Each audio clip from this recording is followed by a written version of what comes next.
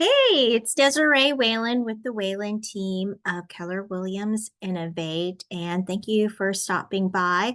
I thought today would be kind of fun just to answer some frequent questions. They won't be into a full extent, but at least just give you a little nibble about some questions that we get frequently, and also answer some questions that people had written in.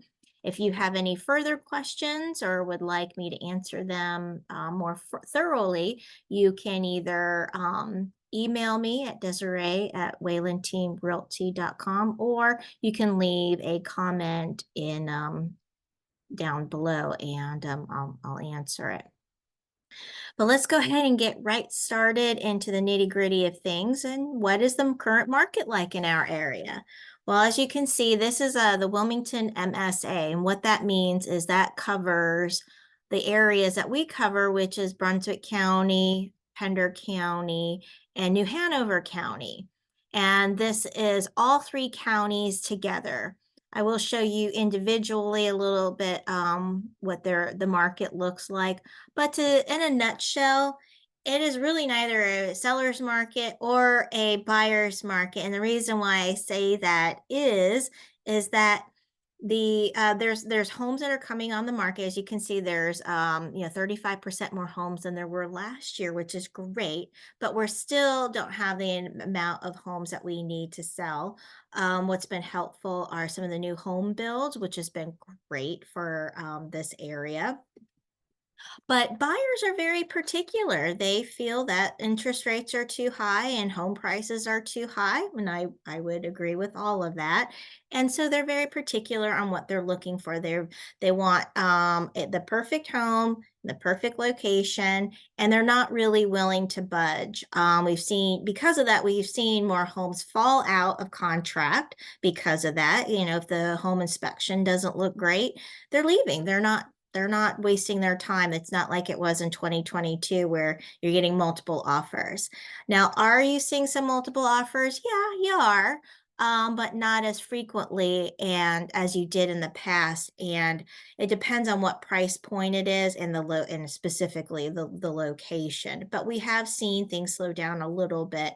And you can see that the average days on market have climbed. We went from back in July, about 55. Now we're at 57. Now we're at 63. Some areas are going to be a little less than others, but that gives us a 4-month supply.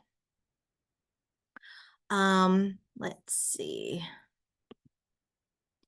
Then you've got, so let's look at, oops, wrong one. We've got New Hanover County. Where you can see that we started with 46 days on the market. Now we're about 56 days on the market, up 32% there.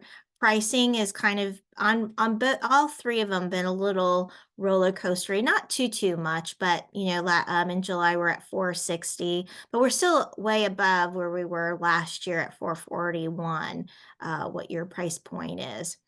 Then we've got Pender County. And you see that we've got 41 days on the market, 50. Now we're at 58. Has gone down slightly there. They're down with closed sales in October over last year.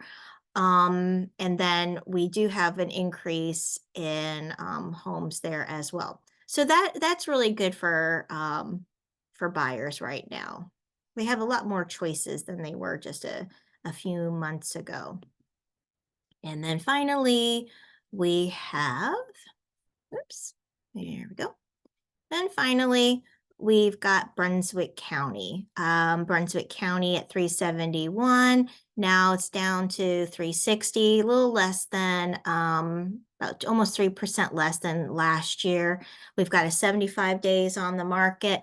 And that's because Brunswick County is a very large county, and we have seen quite a bit of new home builds, specifically in that upper 300,000 range. So that does put some pressure on the resales. Lee, you have a question?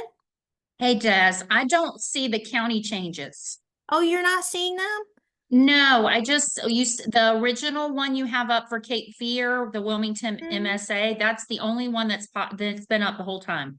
Okay, well, what we'll do is we'll just attach those to the, we'll just go ahead and attach them then. Apparently, it's not working for me today, and that's okay. That's okay. All right. So that's all right. So we'll go ahead on to the next topic is what are the different areas around the Cape Fear like? Well, one of the things I love living around here is that, especially the Wilmington area, is that you neither live in a what they call college town, beach town, river town, retirement town. It's all those towns, and that's what I liked about it when we first moved here. Is that I can see we can have our children, we can retire here and not have feel like we need to move. So that's why I enjoy living here. We work all the way from Topsail Island all the way down to Calabash. So in each beach is so different. You've got beaches that are a little bit more upbeat, where they are all year round, which is like Carolina Beach. You have a lot of people living there full time. You're seeing a lot more people live there full time. Then you've got more quieter beaches like Topsail, where it's really you see more liveliness there during the summer.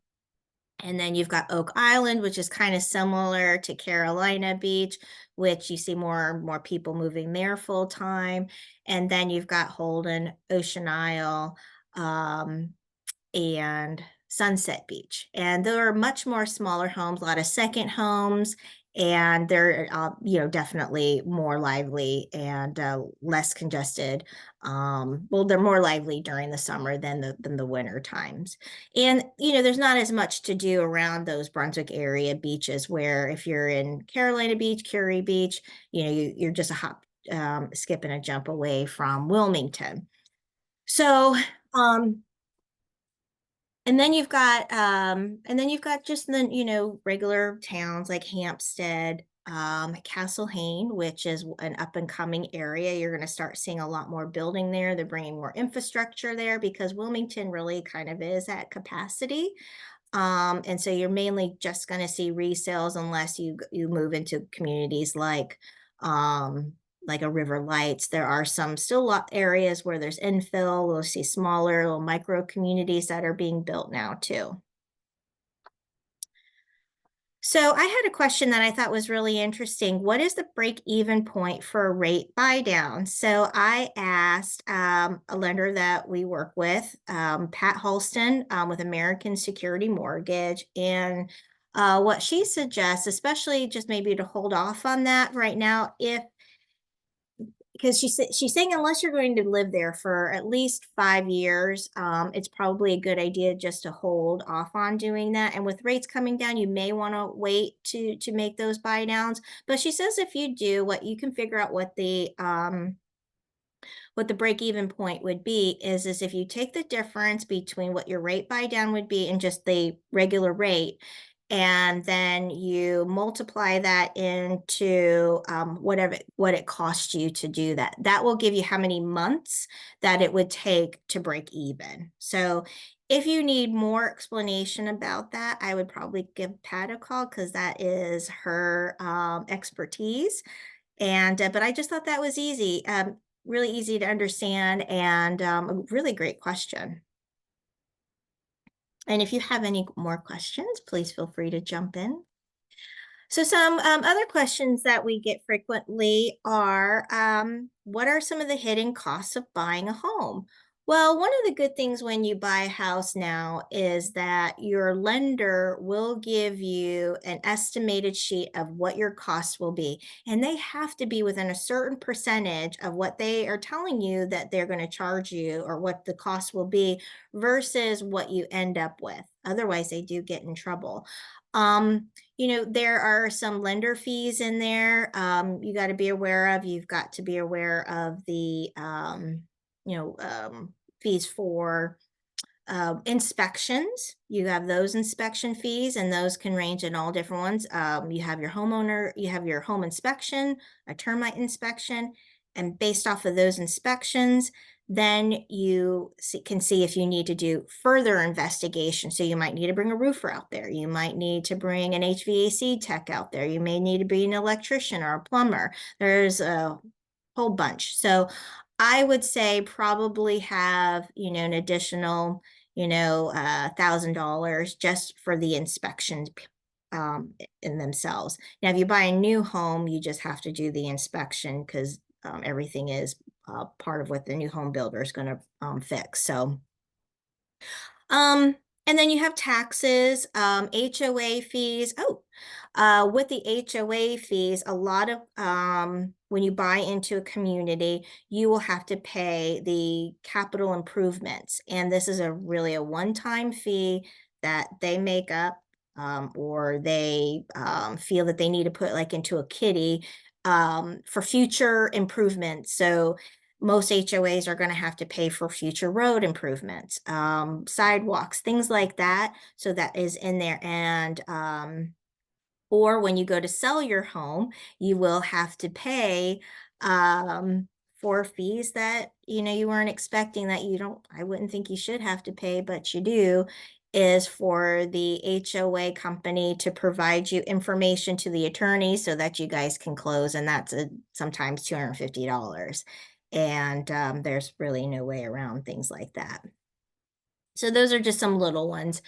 And if you pay cash, the only things you don't have to really worry about are the lender fees on that if you're buying a home.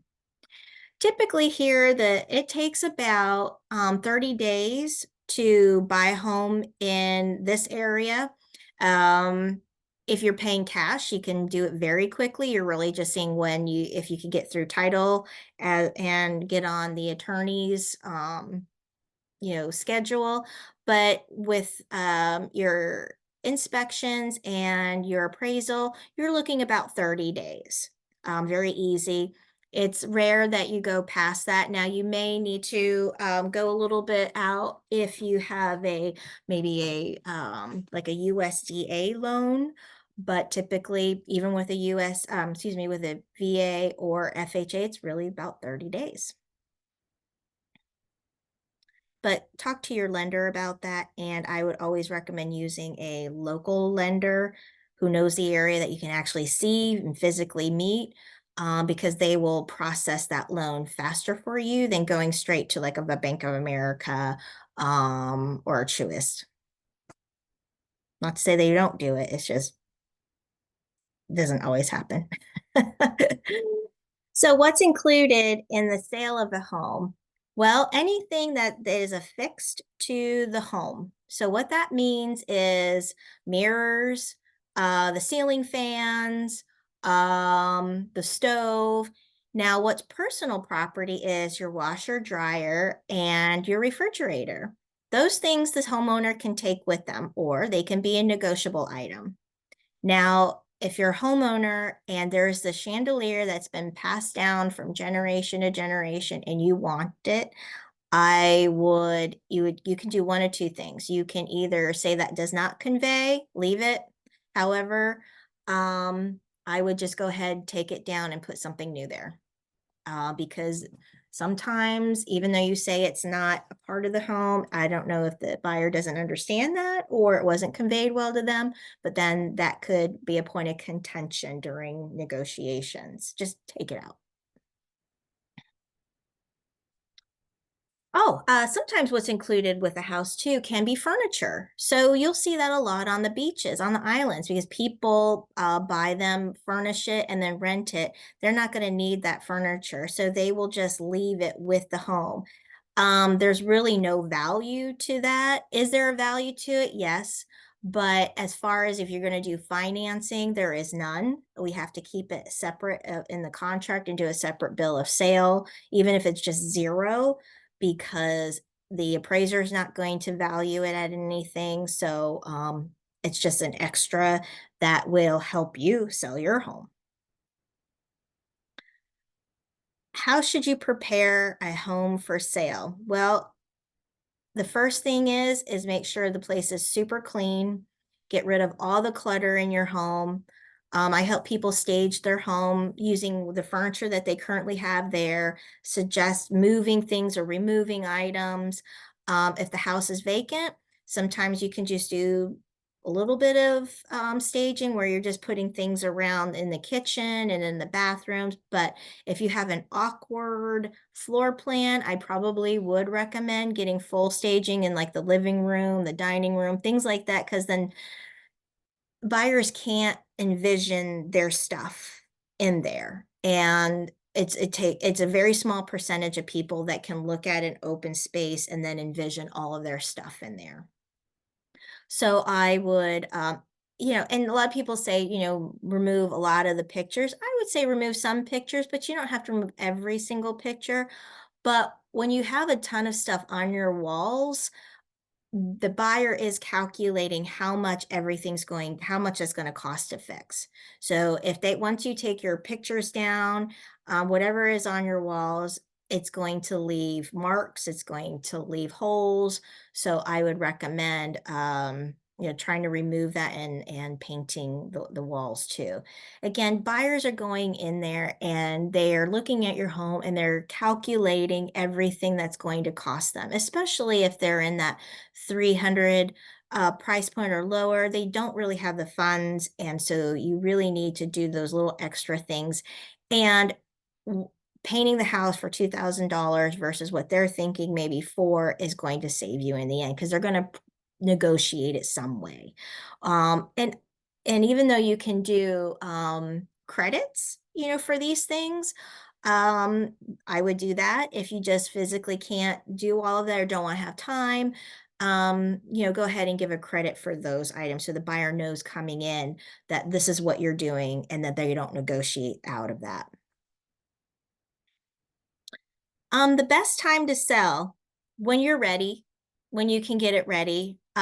This is a great time to sell. You wouldn't think so, during the winter, especially if it's a family home or if you like to celebrate a holiday, it makes it more cozier.